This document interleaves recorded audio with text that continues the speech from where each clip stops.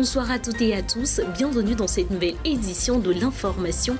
À la une de l'actualité ce soir, des voix s'élèvent au sein de l'opposition togolaise contre la manière dont les sièges de l'Assemblée nationale sont répartis par rapport aux préfectures, arguant que cela ne respecte pas le principe fondamental « une personne, une voix », on y revient.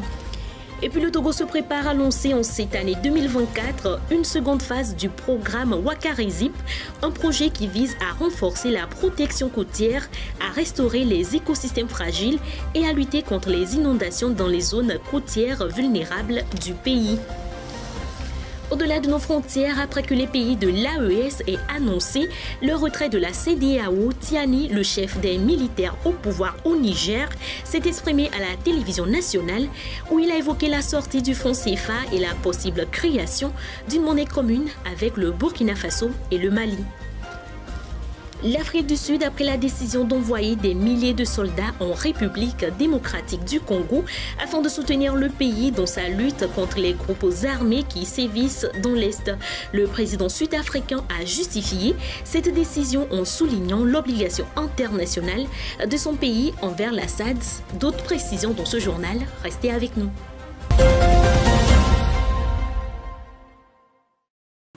L'opposition togolaise se révolte contre la répartition des sièges à l'Assemblée nationale par rapport aux préfectures. Selon elle, cette répartition ne respecte pas le principe d'une personne, une voix. Malgré cela, elle compte affronter le pouvoir dans les urnes le 13 avril prochain. Le récit de Kofi Kligé. Les Togolais vont élire le 13 avril prochain 113 députés et 179 conseillers régionaux. Cependant, la répartition des députés et des conseillers régionaux divise pouvoir et opposition. Selon le décret de répartition, le gouvernement estime avoir tenu compte des critères géographiques, démographiques et spécifiques. Ainsi, dans le nouveau découpage, le principe démocratique d'une personne, une voix n'est pas pris en compte. De ce fait, la préfecture de Dagny, avec 40 000 habitants, va élire 2 députés et 2 conseillers régionaux. Dans la région centrale, la préfecture de Mo, avec 52 000 habitants, est pourvue aussi de 2 députés et de 2 conseillers régionaux. Même répartition dans la préfecture d'Assoli dans la région de la Kara. Dans la préfecture du Bamono, bien qu'elle regroupe plus du double de la population de Dagny, elle se retrouve aussi néanmoins avec 2 députés et 2 conseillers régionaux.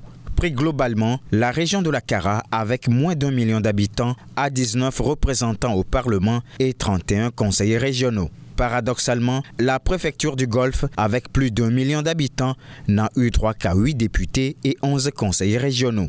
Selon l'opposition, ce découpage est partiel et favorise le pouvoir en place. Néanmoins, elle n'exclut pas sa participation aux élections, même dans ces conditions. Le Togo et le Kazakhstan ont récemment renforcé leurs liens en posant les bases d'un partenariat bilatéral. Le président de la République a effectué une visite officielle au Kazakhstan, marquant une nouvelle étape dans les relations établies entre les 2 pays il y a près de 10 ans. Suivons plutôt cet élément de féliciter Chakbla pour plus de détails sur le sujet. Les relations entre le Togo et le Kazakhstan ont franchi une étape avec la signature de l'exposé sommaire d'un point de vue visant à renforcer les liens entre les 2 pays. Ainsi, suite à la visite officielle du Togo au Kazakhstan, un mémorandum de coopération a été envisagé, marquant donc un engagement mutuel à promouvoir la collaboration dans divers domaines tels que l'économie, l'agriculture et l'environnement. Cependant, la visite de travail d'une délégation kazakhstanaise au Togo, qui a pris fin le 10 février dernier, témoigne de l'intérêt croissant des 2 nations à explorer des opportunités de partenariat mutuel bénéfiques. La visite du port autonome de Lomé, de la plateforme industrielle d'Adétikopé ont marqué ce passage bouclé avec des séances de travail avec le ministre de l'Agriculture, du Commerce et la ministre déléguée chargée des mines et de l'énergie du Togo. Dans cette dynamique, il est prévu la signature des accords entre le Togo et le Kazakhstan, posant les bases d'un partenariat renforcé, diversifié, ouvrant ainsi une nouvelle ère dans les relations bilatérales. Notons que l'année 2024 marque les 10 ans des coopérations diplomatiques entre les 2 États. Le Togo s'apprête à lancer en 2024 une seconde phase du programme Wakarizip visant à renforcer la protection côtière et à lutter contre les inondations avec des travaux allant de la construction d'épis pour freiner l'érosion côtière à la restauration des écosystèmes fragiles. Les détails avec Gloire Lodonou. Le Togo se prépare à lancer une série de grands travaux en 2024 dans le cadre du programme régional West Africa Coastal Areas Resilience Investment Project, Wakarizip. Ce projet vise à renforcer la protection côtière, à restaurer les écosystèmes fragiles et à lutter contre les inondations dans les zones côtières vulnérables du pays. La première phase de ces travaux concerne la protection côtière le long d'une étendue de 7 km entre Bojomé et Agbodrafo. Le projet prévoit la construction de 22 épis de différentes longueurs allant de 65 à 75 mètres afin de freiner l'érosion côtière. En complément, un programme de rechargement des plages avec 450 000 mètres cubes de sable et la stabilisation des zones lagunaires par la plantation de 10 hectares de cocotiers sont également prévus. Un autre volet crucial du programme de grands travaux est le curage du chenal de Gbaga que le Togo partage avec le Bénin. Pour assurer la pérennité de cet axe vital, le projet comprend le faucardage des plantes aquatiques invasives et le dragage du chenal pour garantir une navigation fluide en toute saison. Notons que le Wakarizip est soutenu par la Banque mondiale et a bénéficié d'une enveloppe additionnelle de l'Agence française de développement AFD l'année dernière. Il témoigne de l'engagement du pays à renforcer sa résilience face aux défis environnementaux et climatiques tout en préservant les écosystèmes côtiers et en protégeant les communautés locales contre les effets néfastes des catastrophes naturelles. La CEDEAO n'était plus celle des pères fondateurs, c'est l'une des raisons qui ont amené l'AES à quitter l'organisation selon Abdourahmane Tiani, le chef de l'État nigérien. Dans une interview accordée à la télévision nationale nigérienne, le chef de la junte évoque également la possible création d'une monnaie commune avec le Burkina Faso et le Mali. Intervenant longuement à la télévision nationale dimanche, le général Tchani, chef du régime militaire au Niger, a donné quelques indications sur le maintien du franc CFA dans son pays et les deux autres appartenant désormais à l'Alliance des États du Sahel, Mali et Burkina Faso. La monnaie est une étape de sortie de la colonisation, a-t-il expliqué, et l'hypothèse du retrait est à l'étude. La monnaie, c'est un signe de souveraineté. Nous sommes engagés dans un processus de recouvrement de notre souveraineté totale. Il n'est plus question que nos États soient la vache à lait de la France. La France nous a spolié plus de 107 ans de pillage systématique de nos ressources. Le général Tchani cite aussi les pays qui, selon lui, ont voulu faire la guerre au Niger, pour lesquels il semble garder une certaine aigreur. Et même parmi les pays de la CEDEAO, quels sont ces pays les plus illustres, entre parenthèses, pour faire la guerre au Niger? Qui sont-ils? C'est Tinubu du Nigeria, c'est Talon du Bénin, c'est Ouattara de la Côte d'Ivoire et Macky Sall du Sénégal, jusqu'à un certain moment. Le chef du régime au Niger a rappelé que les hommes et les biens avaient circulé en Afrique avant la CEDEAO et qu'il en serait de même après. N'ayez aucun souci, affirme-t-il. Cette prise de parole intervient 2 semaines après l'annonce du retrait du Niger de l'organisation sous-régionale en compagnie du Mali et du Burkina Faso. La visite du chef de la communauté économique des États de l'Afrique de l'Ouest et président du Nigeria, Bola Tinubu, qui était prévue hier au Sénégal, dans le contexte de tensions dans le pays suite à l'annonce du report de l'élection présidentielle, a été annulée et reportée sans qu'une nouvelle date n'ait été fixée. Aussi, les anciens présidents Abdou Diouf et Abdoulaye Wade ont appelé au calme et au dialogue pour sortir le Sénégal de l'impasse actuelle. D'autres précisions dans ce qui suit.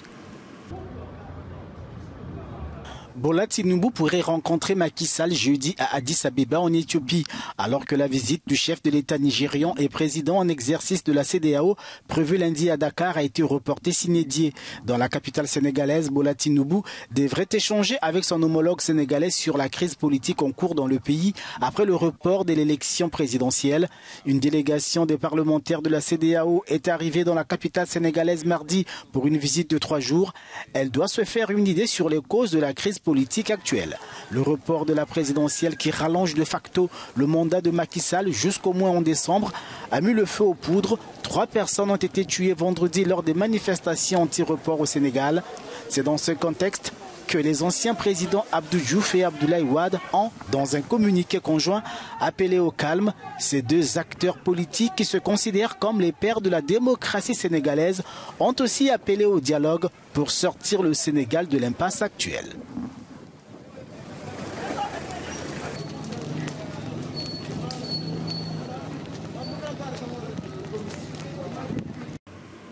Alors que les combats continuent de faire rage dans l'est de la République démocratique du Congo, l'Afrique du Sud a décidé d'envoyer des soldats pour aider le pays à faire face aux groupes armés du M23. Ils sont au nombre de 2900 et ce déploiement ordonné par Cyril Ramaphosa, le président sud-africain, s'inscrit dans le cadre de la mission de la Communauté de développement de l'Afrique australe. Reportage.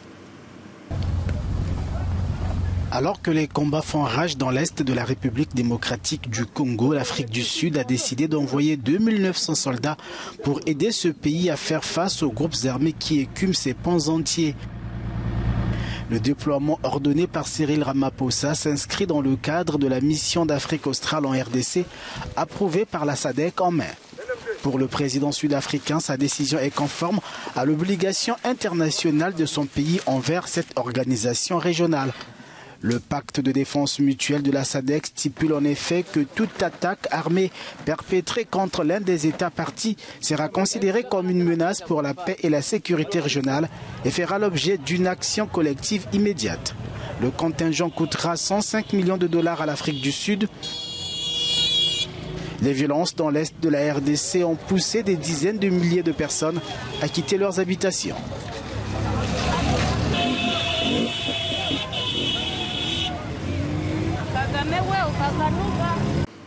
Et puis selon une récente annonce gouvernementale en République centrafricaine, environ 10 000 enfants demeurent impliqués dans des milices. Selon Marthe Kirima, ministre de la Famille et du Genre, ces enfants sont recrutés pour divers rôles allant de combattants à espions, en passant par des messagers et des cuisiniers, et certains sont même exploités comme esclaves sexuels. D'autres précisions dans ce qui suit. Plus de 10 ans après le début de la guerre civile en République centrafricaine, le gouvernement a révélé lundi que plus de 10 000 enfants continuent de servir dans les rangs des groupes armés. Dans un communiqué officiel, Marthe Kirima, la ministre de la Famille et du Genre, a souligné que ces enfants sont encore enrôlés comme combattants, espions, coursiers, aides cuisiniers, voire même exploités comme esclaves sexuels. La ministre a aussi noté que 15 000 enfants ont réussi à s'échapper des forces rebelles, mais un grand nombre d'entre eux souffrent de traumatismes et rencontrent des difficultés à retrouver une vie normale. En dépit de l'accord de paix signé en 2019 entre le gouvernement et 14 groupes armés, les hostilités perdurent en Centrafrique. En attendant que la paix soit totalement rétablie, des organisations locales comme la Fondation La Voix des Sans-Voix et l'UNICEF luttent contre le recrutement d'enfants soldats. Des programmes de formation professionnelle ont également été instaurés pour garantir aux enfants un avenir loin des armes.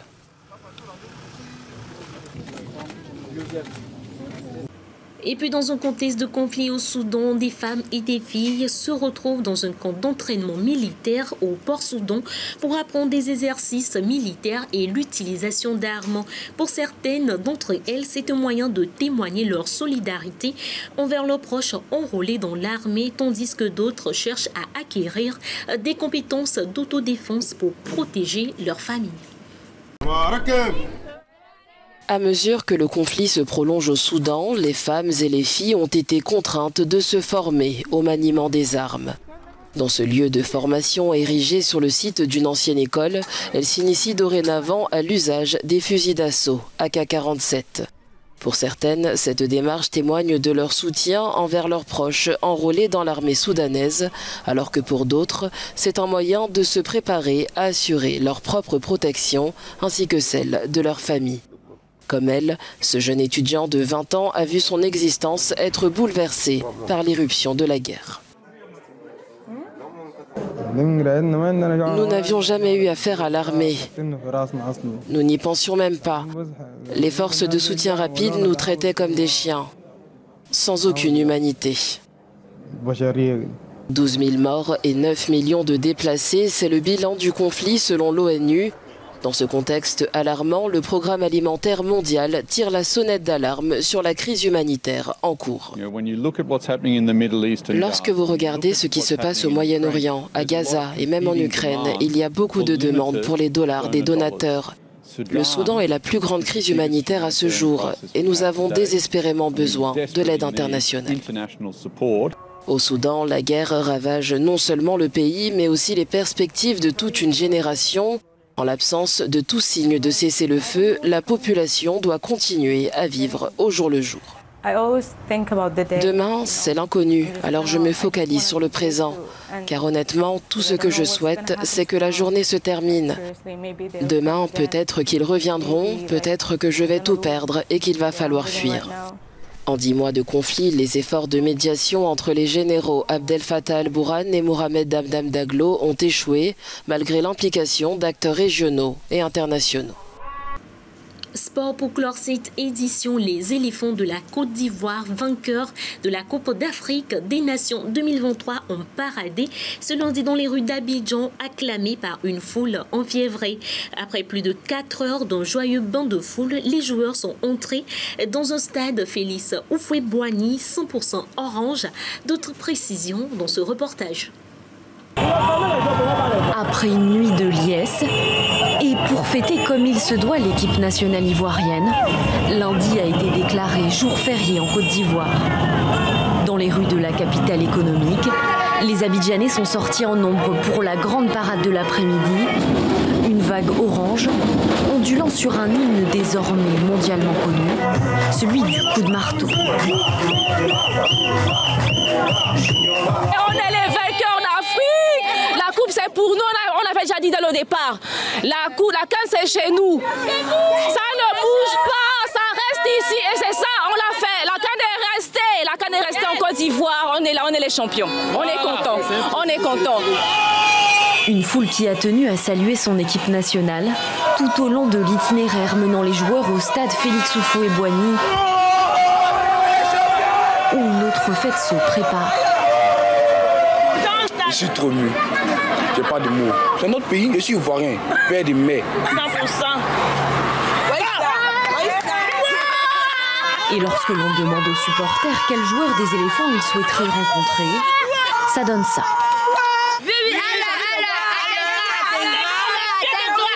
Une excitation, une fièvre partagée partout dans la capitale. Dans le quartier de Yopougon, où la nuit a été longue, les affaires vont bon train pour ce marchand. Les clients affluent sans discontinuer pour faire afficher une 3e étoile à leur maillot. On est venu coller la 3e étoile de la victoire des éléphants. C'est le maillot de mon fils. Il a 8 ans. Et demain, c'est Mardi Gras. Sur tout le territoire national de la Côte d'Ivoire, les enfants doivent porter le maillot de la Côte d'Ivoire, la fierté du pays. Après un début de compétition âpre, rien ne prédestinait les éléphants à se hisser sur le toit de l'Afrique. Voilà en tout cas de quoi réjouir les cœurs pendant plusieurs jours. C'est donc sur cette actualité que s'achève cette édition. Merci à vous de l'avoir suivi. On se retrouve demain pour un autre tour de l'actualité. Excellente soirée à toutes et à tous.